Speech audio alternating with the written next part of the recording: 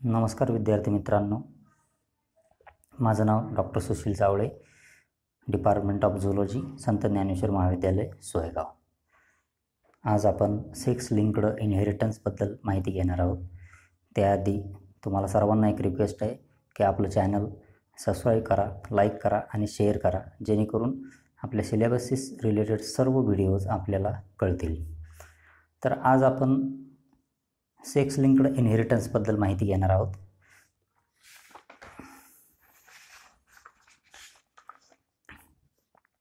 मागच्या लेक्चरमध्ये आपण ह्यूमन जेनेटिक्स आणि ह्यूमन क्रोमोझोमबद्दल माहिती घेतली, तर हा त्याचा पुढचा भाग आहे. सुरुवातीला आपण बघूयात inheritance. The hereditary passing of biological attributes from parents to their offspring. म्हणजे बघा, मागच्या लेक्चरमध्येही सांगितलं मी की आपल्यामध्ये आपल्या आईवडिलाकडून काही कॅरेक्टर्स येतात आणि काही कॅरेक्टर्स हे आपल्या एन्व्हायरमेंटल कंडिशननुसार आपल्यामध्ये नवीन तयार होतात. जे कॅरेक्टर आपल्या आईवडिलाकडून आपल्यामध्ये येतात त्याला आपण म्हणतो हेरिडिटरी कॅरेक्टर्स, आणि त्या प्रोसेसला आपण इनहेरिटन्स असं म्हणतो. आता आपण बघूयात sex linked genes. The genes which are present on non homologous part of sex chromosome are called as sex linked genes. There are two types of sex linked genes, that is X linked genes and Y linked genes. बघा, मागच्या लेक्चरमध्ये मी सांगितलं होतं तुम्हाला sex chromosome जे आहेत X आणि Y, त्यामध्ये दोन रिजन आहेत किंवा दोन पार्ट आहेत. कुठले कुठले? एक होमोलॉगस रिजन आणि एक नॉन होमोलॉगस रिजन. होमोलॉगस रिजनमधलं जे जेनेटिक इन्फॉर्मेशन किंवा जेनेटिक मटेरियल आहे हे सारखं असतं, आणि नॉन होमोलॉगस रिजन जे आहे X आणि Yचं, त्यामधलं जेनेटिक इन्फॉर्मेशन, जेनेटिक मटेरियल हे वेगवेगळं आहे. आणि हे जीन्स कुठं प्रेझेंट आहेत? नॉन होमोलॉगस रिजनवर किंवा non homologous part of sex chromosome, त्याच्यावर प्रेझेंट आहेत. मग एक्स क्रोमोझोमवर जे प्रेझेंट असतील त्याला आपण एक्स लिंक्ड जीन्स म्हणतो, आणि जे वाय क्रोमोझोमवर प्रेझेंट असतील त्याला आपण वाय लिंक्ड जीन्स असं म्हणतो. त्याचे डेफिनेशन बघूयात. The genes which are present on non-homologous part of X chromosome called as X-linked genes, आणि the genes which are present on non-homologous part of Y chromosome are called as Y-linked genes. म्हणजे जे X क्रोमोझोमच्या non homologous रिजनवर jeans present आहेत त्यांना आपण X linked genes म्हणतो, आणि जे Y क्रोमोझोमच्या non homologous रिजनवर present आहेत त्यांना आपण Y लिंक्ड जीन्स असे म्हणतो. आता आपण बघूयात सेक्स लिंक्ड इनहेरिटन्स.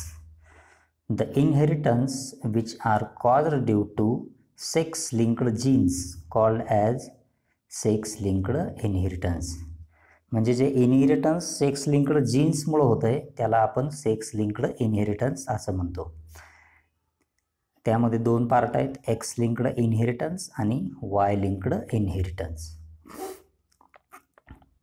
सुरुवातीला आपण एक्स लिंक्ड इनहेरिटन्सबद्दल माहिती घेऊ. The inheritance which are caused due to X linked genes. म्हणजे जे इनहेरिटन्स एक्स लिंक्ड जीन्समुळे होतं आहे त्याला आपण एक्स लिंक्ड इनहेरिटन्स म्हणतो, आणि एक्स लिंक्ड जीन्स कुठं प्रेझेंट आहे? एक्स क्रोमोझोमवर, बरोबर. The inheritance of x linked jeans found in both sexes. दोन्ही सेक्समध्ये एक्स लिंक्ड इनहेरिटन्स सापडतं आहे. त्याचं कारण काय? Because x chromosome is present in both sexes, that is male and female. म्हणजे मेलमध्ये आणि फिमेलमध्ये दोन्हीमध्ये एक्स क्रोमोझोम सापडतो, त्यामुळं त्याच्याशी रिलेटेड असलेलं हे इनहेरिटन्स आपल्याला दोन्हीमध्ये सापडतं आहे, मेल आणि फिमेलमध्ये. The recessive genes present on the non homologous part of X chromosome produces some disorder. आता बघा, रिसेसिव्ह जीन्स नॉन होमोलॉगस रिजनमध्ये जे सापडतात एक्स क्रोमोझोमचं, ते काही डिसऑर्डर प्रोड्यूस करतात.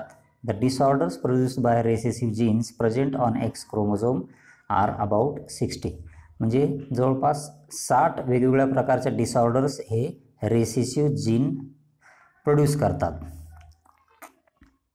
त्यामधले आपल्याला कुठले कुठले बघायचे आहेत? तर कलर ब्लाइंडनेस आणि हेमोफिलिया. आता आपण बघूयात inheritance of colour blindness.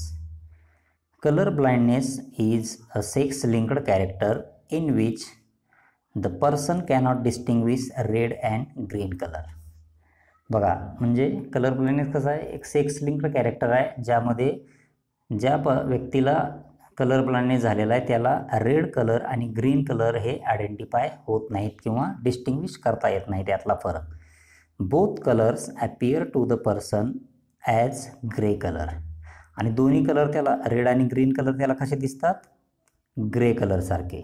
This hereditary disease discovered by Wilson in 1911. Wilson नावाच्या सायंटिस्टनं 1911 हा डिसीज डिस्कवर केलेला आहे. The red colour blindness is called as protanopia. ज्या व्यक्तीला रेड कलर ब्लाइंडनेस झालेला आहे त्याला आपण काय म्हणतो, protanopia. And green colour blindness is called deuteranopia. Color blindness is a recessive character and is caused by recessive genes present on X chromosome. Colour blindness कसा आहे, रिसेसिव्ह कॅरेक्टरमुळे होणारा. जसं की मी मागं तुम्हाला सांगितलं की जवळपास 60 वेगवेगळे डिसऑर्डर हे रिसेसिव्ह जीन्समुळं तयार होतात, त्यापैकी एक कलर ब्लाइंडनेस आहे.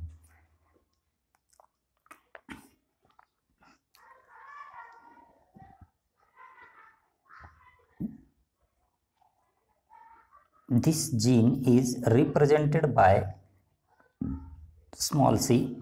This character is common in man but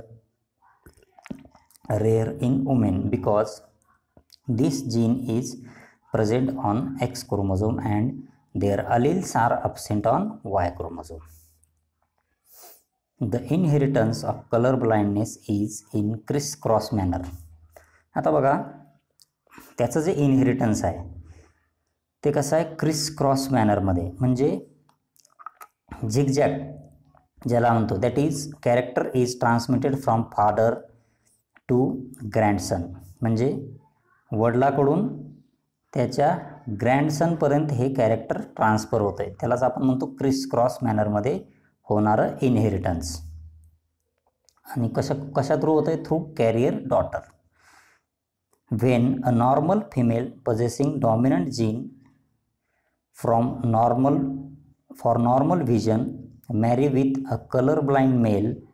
म्हणजे बघा, ज्या व्यक्तीला कलर ब्लाइंडनेस झालेला आहे त्याचं लग्न जर एखाद्या नॉर्मल फिमेलसोबत झालं तर then in progeny the carrier daughter and normal son are obtain. म्हणजे त्यांचे अपत्य, समजा त्याला एक मुलगा आणि एक मुलगी झाली तर मुलाचं विजन कसं असेल, नॉर्मल असेल, आणि मुलगी ही कॅरियर असेल कलर ब्लाइंडनेससाठी. मग ती मुलगी काय करेल, समजा नंतर त्या मुलीचं लग्न झाल्यानंतर एखाद्या नॉर्मल पर्सनसोबत त्यांना जी होणारी आपत्ती आहेत त्यामध्ये मुलगा हा कलर ब्लाइंड असू शकतो आणि मुलगी कॅरियर असू शकते. When the carrier daughter marry with normal male then the progeny 50% normal daughter, 50% carrier daughter, 50% normal son and 50% colour blind son obtain. म्हणजे त्यामध्ये 50% चान्सेस आहेत नॉर्मल डॉटरचे आणि 50% कॅरियर डॉटरचे, आणि 50% नॉर्मल सन आणि 50% कलर ब्लाइंड सन. आपण आता त्याचा चार्ट बघूयात. समजा सुरुवातीपासून नॉर्मल वुमेन आहे आणि कलर ब्लाइंड मॅन आहे. त्यांचं जर लग्न झालेलं असेल किंवा त्यांचं मॅरेज झालं तर हे त्यांचे गॅमेट्स. वुमेनचे काय XX आणि कलर ब्लाइंडनेससाठी आपण स्मॉल c घेतलेला आहे. तर ते X लिंक्ड इनहेरिटन्स किंवा X क्रोमोझोमशी रिलेटेड असल्यामुळं आपण त्याला X सोबत त्याला जोडलेला आहे आणि Y हा सेपरेट आहे. तर त्यांची प्रोजेनी जी किंवा त्यांचे अपत्य किंवा त्याला आपण F1 जनरेशन जी म्हणतो ते कशी येतील, जर फिमेलचा X मेलच्या X सोबत क्रॉस झाला तर कॅरियर डॉटर तयार होईल किंवा कॅरियर गर्ल तयार होईल, आणि फिमेलचा X Y सोबत क्रॉस झाला तर नॉर्मल बॉय तयार होईल. मग ही जी कॅरियर डॉटर आहे भविष्यामध्ये तिचं लग्न एखाद्या नॉर्मल व्हिजन असलेल्या व्यक्तीसोबत झालं तर त्यांचे जी होणारे आपत्ती आहेत ते कसे आहेत, 50% कॅरियर डॉटर असतील आणि 50% नॉर्मल असतील, आणि मुलामध्ये 50% नॉर्मल सन आणि 50% कलर ब्लाइंड सन असतील. From the above observation it is concluded that the inheritance of color blindness is in criss-cross manner, that is from colorblind male to his grandson. आता बघा, हे रेसेसिव्ह कॅरेक्टरशी रिलेटेड असलेलं आहे. आणि रेसेसिव्ह कॅरेक्टर आपल्यामध्ये कधी येतात? आपल्यामध्ये बघा, वेगवेगळ्या गोष्टीसाठीचे वेगवेगळे जीन्स प्रेझेंट आहेत. समजा हाईट आहे, कलर आहे, ह्या सगळ्या गोष्टीसाठी, आणि त्याचेच रेसेसिव्ह कॅरेक्टर आपल्या बॉडीमध्ये प्रेझेंट असतात, पण ते डॉमिनंट नाहीत. जसं की आपल्याला मेंडेलचं एक उदाहरण माहीत आहे. मेंडेलनं पी प्लॅन्टवर एक्सपेरिमेंट केला होता. टॉल आणि डॉर्फ प्लॅन्ट ज्यावेळेस त्यांचा क्रॉस केला त्यावेळेस F1 जनरेशनमध्ये त्याला टॉल प्लॅन्ट भेटले, पण त्या टॉल प्लॅन्टमध्ये डॉर्फ प्लॅन्टसाठीचे कॅरेक्टरसुद्धा प्रेझेंट होते, पण ते कसे होते? रेसेसिव्ह फॉर्ममध्ये होते. आणि हाईटसाठी जे टॉलनेस जे आहे ते डॉमिनंट कॅरेक्टर तिथं प्रेझेंट असल्यामुळे तो प्लॅन्ट कसा होता? टॉल होता. पण त्यानं ज्यावेळेस नंतर त्यांचे क्रॉस केले त्यावेळेस सेकंड जनरेशनमध्ये त्याला प्युअर डॉर्फ प्लॅन्टसुद्धा आढळला. म्हणजे बघा, हे कशामुळं होतं आहे? तर रेसेसिव्ह कॅरेक्टर डॉमिनंट झाल्यामुळं आपल्याला असे डिसऑर्डर दिसतील. आणि रेसेसिव्ह कॅरेक्टर डॉमिनंट कधी होतील? ज्यावेळेस क्लोजली रिलेटेड ग्रुप्समध्ये मॅरेज होतं आहे. म्हणजे समजा आत्याच्या मुलासोबत, मामाच्या मुलीसोबत कंटिन्युअसली जर मॅरेज होत असतील, काही फॅमिली आहेत की ते कंटिन्युअसली मामाची मुलगी करून घेतात, त्याच्या पुढल्या जनरेशनमध्ये तसंच होतं, त्याच्या पुढल्या जनरेशनमध्ये तसंच होतं आहे. याच्यामुळं काय होतं आहे? रेसेसिव्ह कॅरेक्टर डॉमिनंट होत जातात आणि हे असे वेगवेगळ्या प्रकारचे जे डिसऑर्डर्स आहेत ते त्यांच्यामध्ये येत जातात. जर तुम्हाला काही प्रश्न असतील तर नक्की कॉमेंट बॉक्समध्ये टाका. मी त्या प्रत्येक प्रश्नाचे उत्तरं तुम्हाला देईन. थँक्यू.